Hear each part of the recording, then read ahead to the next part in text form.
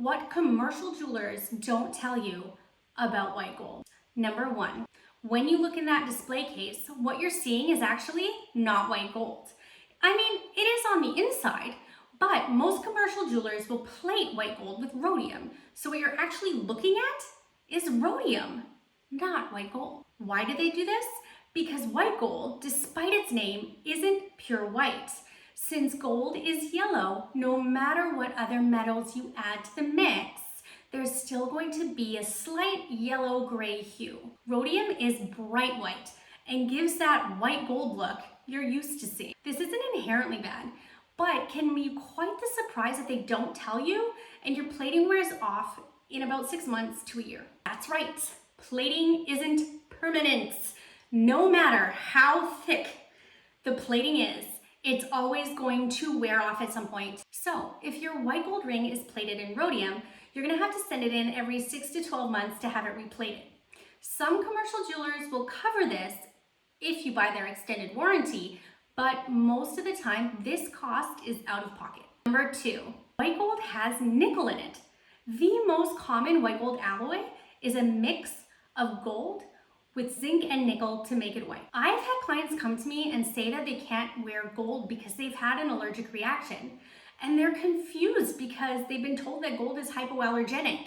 Every single time, it's because they're wearing white gold and they're having a reaction to the nickel in the mix. Nickel is the most common metal allergy, affecting about 17% of women and 3% of men. It causes contact dermatitis, which is an itchy red rash where you've come in contact with the metal. Really not something you want to deal with.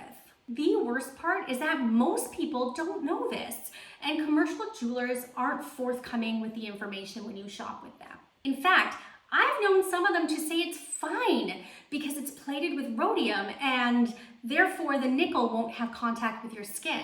But as I mentioned before, plating wears off. So that leaves you in direct contact with the nickel and at risk of a nasty rash if you have an allergy. The worst part is, at that point, you've already bought the jewelry and you've worn it enough that your return window has come and gone. So now you're stuck with a piece of jewelry that you can't wear. Now, I still work with white gold, but I do things a little differently. First off, I don't do rhodium plating unless I've been specifically asked to, like if we have to match an existing piece. I love the look of raw white gold, and my clients do too. I would much rather appreciate it for what it is than cover it up with another metal that requires constant upkeep. Secondly, I always make sure my clients are informed about what they're getting and ask about a nickel allergy from the start.